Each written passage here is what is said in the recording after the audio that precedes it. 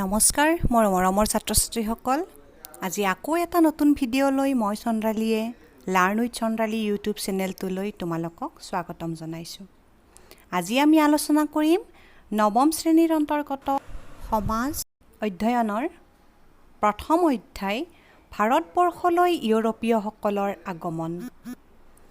এই অধ্যায়টোৰ প্ৰথম ছেশ্যনটো আমি ইয়াৰ আগৰ ভিডিঅ'ত তোমালোকৰ লগত আলোচনা কৰিছোঁৱে। আজি আমি দ্বিতীয় ছেশ্যনটো আলোচনা কৰিম। দ্বিতীয় ছেশ্যনটো হ'ল চিপাহী বিদ্ৰোহৰ সূচনা। তো বেছি দেৰি নকৰি আমি ভিডিঅ'টো আৰম্ভ কৰোঁ। আহা।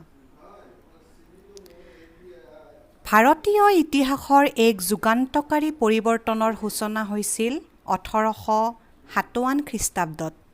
লৰ্ড ডেলহাউছিৰ বিদায়ৰ পিছত লৰ্ড কেনিঙৰ অৰ্থাৎ 1856 চনত তেওঁ গভৰ্ণৰ পদত নিয়োজিত হয়। ইষ্ট ইণ্ডিয়া কোম্পানীয়ে পলাচী যুদ্ধৰ সময়টো আছিল 1757 খ্ৰীষ্টাব্দ। সেই সময়ৰ পৰা প্ৰায় 100 বছৰ কাল কোম্পানীৰ শাসনৰ সময়ত চলা অৰ্থনৈতিক শোষণ, অত্যাচাৰ, দুৰ্নীতি আদিৰ বিৰুদ্ধে ভাৰতীয়ই প্ৰতিবাদ কৰিবলৈ আৰম্ভ কৰে আৰু ইয়াকে ব্ৰিটিছ শাসনৰ বিৰুদ্ধে চলা এই গণবিদ্ৰোহক চিপাহী বিদ্ৰোহৰ নাম দিয়া হয়। ইয়াক ভাৰতবৰ্ষৰ ইতিহাসত প্ৰথম স্বাধীনতা সংগ্ৰাম বুলিও স্বীকৃতি দিয়ে। 1757 খ্ৰীষ্টাব্দত 100 বছৰীয়া ৰাজনৈতিক, অৰ্থনৈতিক, সামাজিক, ধৰ্মীয় কাৰণবোৰত ইংৰাজে হস্তক্ষেপ কৰি মানুহবিলাকক তেওঁলোকৰ বিপক্ষে লৈ গৈছিল। ঝান্সী ৰাণী লক্ষ্মীবাই, তাকিয়া টোপে,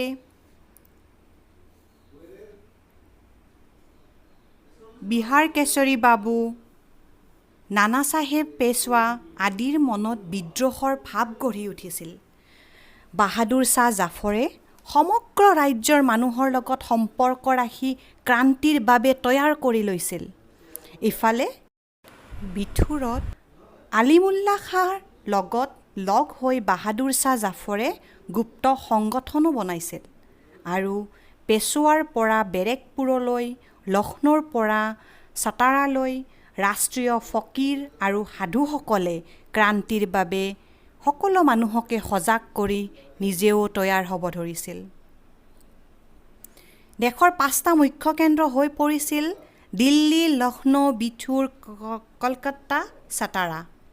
1857 চনৰ আৰম্ভণিতে নানা চাহেব আৰু আজিমুল্লা খাই তীৰ্থযাত্ৰাৰ জৰিয়তে সমগ্ৰ ভাৰতবৰ্ষত ক্ৰান্তিৰ প্ৰচাৰ চলাইছিল। চিপাহী আন্দোলনৰ সমগ্ৰ ভাৰতবৰ্ষত 31 মে 1857 খ্ৰীষ্টাব্দৰ দিনটো নিশ্চিত কৰা হৈছিল। তাৰ বাবে সমগ্ৰ ভাৰতবৰ্ষত গুপ্ত আলোচনাও চলিছিল। সেই সময়তে বেৰেকপুৰত এক বিস্ফোৰক ঘটনাৰ সূচনা হ'ল। মানুহবোৰৰ মুখে মুখে প্ৰচাৰ হ'ল যে চিপাহীসকলে ব্যৱহাৰ কৰিবলগীয়া এনফিল্ড ৰাইফলৰ গুলিটোত গৰু আৰু গাহৰিৰ চৰ্বি দিয়া হৈছে, যিটো দাঁতেৰে কামুৰি ৰাইফলটোত লগাব লাগে আৰু তাক ব্যৱহাৰ কৰিব লাগে। সেয়ে হিন্দু আৰু মুছলমান চিপাহীসকল ক্ষুব্ধ হৈ পৰিছিল ইংৰাজৰ বিপক্ষে আৰু এই ক্ষেত্ৰত তেওঁলোকে বিৰোধ কৰিবলৈ আৰম্ভ কৰিছিল। সময় 1857 খ্ৰীষ্টাব্দৰ ফেব্ৰুৱাৰী মাহ। বেৰেকপুৰৰ ছাউনীত 34 নং দেশীয় পদাতিক বাহিনীৰ চিপাহীসকলে এনে ৰাইফল ব্যৱহাৰ কৰিবলৈ অমান্তি হ'ল।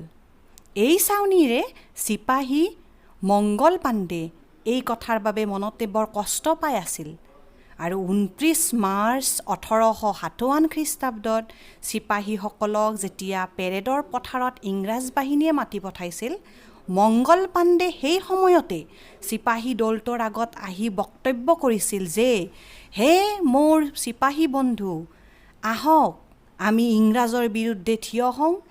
এওঁলোকৰ অত্যাচাৰ আৰু সহি থাকিব নোৱাৰি। এতিয়া আৰু ৰৈ থকাৰ সময় নাই। আমি এওঁলোকৰ বিৰুদ্ধে যুঁজ দিব লাগে। মংগল পাণ্ডেৰ এনে কৰ্মত চাৰ্বন মিথেন হিউছনে আদেশ দিলে যে মংগল পাণ্ডেক বন্দী কৰি লোৱা যাওক। চিপাহীসকল বিমৰত পৰিল। এতিয়া কি কৰা যায়? তেওঁলোকে এবাৰ মংগল পাণ্ডেক চাই আকৌ আন এবাৰ ইংৰাজৰ ফালে চকু নিক্ষেপ কৰে। এই সময়তে মংগল পাণ্ডে হিউছনৰ গালৈ গুলীবৰ্ষণ কৰিলে আৰু তৎক্ষণাত হিউছন মাটিত বাগৰি পৰিল।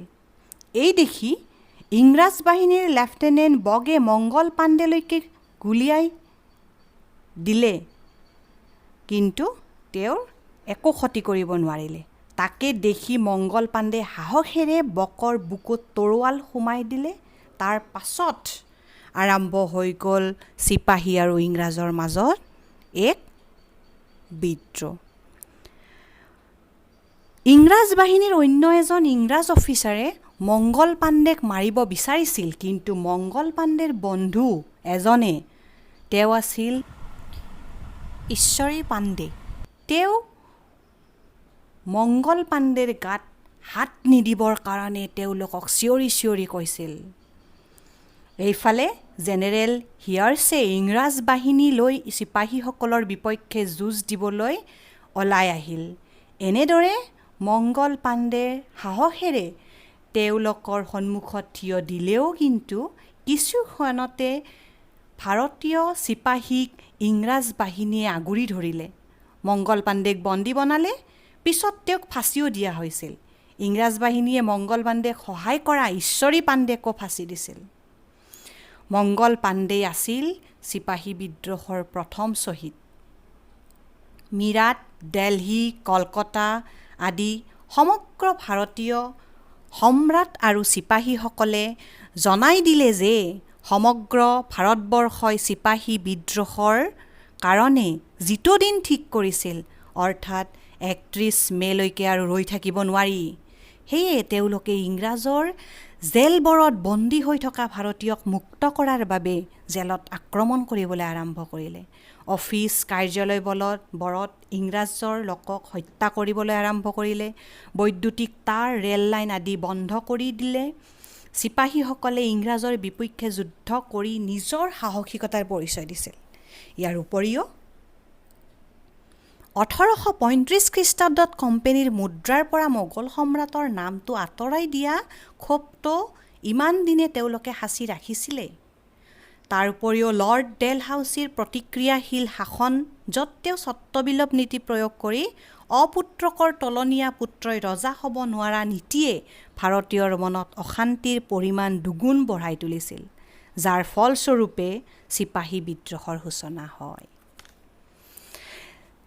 1857 খ্ৰীষ্টাব্দ চিপাহী বিদ্ৰোহে ভাৰতবৰ্ষৰ ৰাজনৈতিক ইতিহাসত এক নতুন যুগৰ সূচনা কৰিছিল।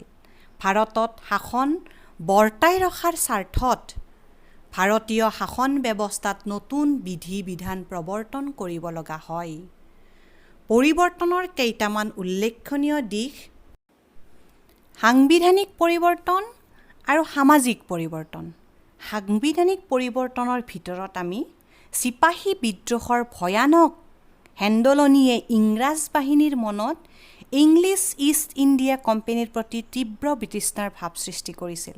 বিদ্ৰোহৰ মাজেদি প্ৰকট হৈ উঠা ভাৰতীয়ৰ ক্ষোভ, যন্ত্ৰণা, বিদেশী শাসনৰ বিৰুদ্ধে ভাৰতীয় মনত গঢ়ি উঠা গভীৰ আস্থাহীনতাৰ মনোভাৱ আৰু আক্ৰমণ প্ৰতি-আক্ৰমণৰ ঘটনাই সৃষ্টি কৰা ভয়ানক হত্যাকাণ্ডই ইংলেণ্ডবাসীক চিন্তিত কৰি তুলিছিল। ভৱিষ্যতে এনে ভয়ানকৰ পৰিস্থিতি যাতে পুনৰ উদ্গিৰণ নহয়, তাৰ প্ৰতি লক্ষ্য ৰাখি ব্ৰিটিছ চৰকাৰে ভাৰতবৰ্ষত শাসন ব্যৱস্থাৰ ওপৰত একাণপতীয়াকৈ মনোযোগ দিবলৈ বাধ্য হৈছিল। ব্ৰিটিছ সংসদে 1857 খ্ৰীষ্টাব্দৰ 2 আগষ্ট তাৰিখে ভাৰত চৰকাৰ আইন প্ৰণয়ন কৰিছিল, যাক ইংৰাজীত গভৰ্ণমেণ্ট অৱ ইণ্ডিয়া এক্ট 1858 বুলি কোৱা হয়। এই আইনে ইংলেণ্ডৰ চৰকাৰক পোনপটীয়াকৈ ভাৰত শাসন কৰাৰ ক্ষমতা দিছিল। ফলস্বৰূপে কোম্পানীৰ আমোলত নিয়ন্ত্ৰণ পৰিষদ, সঞ্চালক সভা কৰ্তৃত্বৰ অৱসান ঘটাইছিল। ভাৰত শাসনৰ সৈতে প্ৰত্যক্ষভাৱে জড়িত হোৱা মন্ত্ৰীজনক ভাৰত সচিব বোলা হৈছিল। ভাৰত চৰকাৰে আইনখন বলবৎ হোৱাৰ পিছত 1858 খ্ৰীষ্টাব্দৰ 1 নৱেম্বৰ তাৰিখে এলাহাবাদত এখন দৰবাৰ আয়োজন কৰি ভাইচৰয় লৰ্ড কেনিঙে নিজে মহাৰাণী ভিক্টৰিয়াৰ প্ৰতিনিধি বুলি ঘোষণা কৰি পোনপটীয়া ভাৰত শাসনৰ প্ৰথমখন ঘোষণাপত্ৰ পাঠ কৰিছিল। এই ঘোষণাৰ মাজেদি ভাৰতীয় প্ৰজা আৰু দেশীয় শাসকৰ মনত সৃষ্টি হোৱা অশান্তি, সন্দেহ আদি আঁতৰাবলৈ বিচৰা হৈছিল। লৰ্ড কেনিঙে এই ঘোষণাৰ যোগেদি ভাৰতবৰ্ষত তেওঁলোকে কৰি থকা ধৰ্মৰ প্ৰতি উদাৰতা আৰু সহিষ্ণুতা, আৰ্থিক ক্ষেত্ৰৰ সমতা প্ৰতিষ্ঠাৰ প্ৰতিশ্ৰুতি ভাৰতীয়বাসীক দিয়াৰ লগতে লৰ্ড ডেলহাউছিৰ স্বত্ববিলোপ নীতি পৰিহাৰ আৰু দেশীয় ৰাজন্যবৰ্গৰ প্ৰতি উদাৰ মনোভাৱ পোষণ কৰি ভাৰতবৰ্ষত ইংৰাজ শক্তিয়ে ভৱিষ্যতে ৰাজ্য বিস্তাৰ নকৰাৰ আশ্বাস সমগ্ৰ ভাৰতবাসীক ওপৰত প্ৰেৰণ কৰিছিল। ইয়াৰ পিছত সামাজিক পৰিৱৰ্তনৰ ভিতৰত চিপাহী বিদ্ৰোহৰ পিছত ভাৰতীয় সমাজখনত আধুনিকতাৰ সূচনা হৈছিল। আধুনিকতাৰ পৰশত নব্য শিক্ষিত এচাম ভাৰতীয়ই আত্মপ্ৰতিষ্ঠাৰ বাবে সজাগ হৈছিল। বিদ্ৰোহী চিপাহীৰ সাহসিকতা আৰু মনোবলে তেওঁলোকক অনুপ্ৰেৰণা যোগাইছিল। চিপাহী বিদ্ৰোহৰ পিছত ব্ৰিটিছ চৰকাৰৰ প্ৰত্যক্ষ শাসনে ভাৰতীয়ৰ মনত ক্ৰমান্বয়ে একতাৰ ভাৱ জগাই তুলিছিল। বিভিন্ন জাতি, জনগোষ্ঠী, সম্প্ৰদায়ৰ মনত আমি ভাৰতীয় জনগণ এনে এক চেতনাৰ জাগ্ৰত হৈছিল। আনহাতে ভাৰতীয়সকলৰ এনেই ঐক্যবদ্ধ চেতনাৰ বিপৰীতে ইংৰাজ শাসকে গ্ৰহণ কৰা মূল নীতিটো আছিল ভাগ কৰা, শাসন কৰা। আমাক নৱম শ্ৰেণীৰ পাঠ্যপুথিত অন্য এটা প্ৰশ্ন অৰ্থাৎ চিন্তনীয় বিষয় হিচাপে এটা উইদিন ব্ৰিকেট এটা পইণ্ট দিয়া আছে যে ব্ৰিটিছৰ ডিভাইড এণ্ড ৰুল নীতিৰ প্ৰতিফলন সম্প্ৰতি স্বাধীনোত্তৰৰ ভাৰতবৰ্ষ তথা অসমতো দেখিবলৈ পোৱা যায় নেকি? নিশ্চয় যায়। সমগ্ৰ ভাৰতবৰ্ষত যেতিয়া চিপাহী বিদ্ৰোহৰ সূচনা হয়, অসমতো তাৰ প্ৰভাৱ নপৰাকৈ নাথাকে। গতিকে তেওঁলোকৰ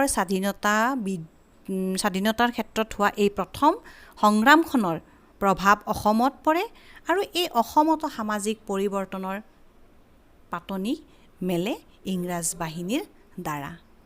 গতিকে আজিলৈ এইখিনিয়ে আমি চিপাহী বিদ্ৰোহৰ সূচনাৰ বিষয়ে আৰু ইয়াৰ ফলাফলৰ বিষয়ে তোমালোকৰ ওচৰত আলোচনা কৰিলোঁ।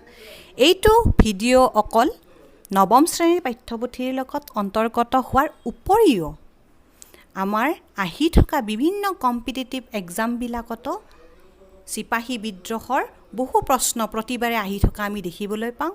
গতিকে মোৰ ভিউৱাৰ্ছসকলৰ সহায় হোৱাৰ সুবিধাৰ্থে এইখিনি মই আপোনালোকৰ লগত আলোচনা কৰিলোঁ।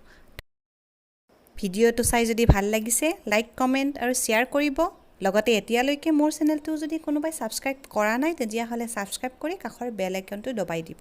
মোৰ আহি থকা ভিডিঅ'কেইটা পাই থাকিব আৰু আগৰ ভিডিঅ'কেইটাৰ মোৰ ডিছক্ৰিপশ্যন বক্সত লিংক দিয়া আছে, আপোনালোকে চাই ল'ব পাৰিব।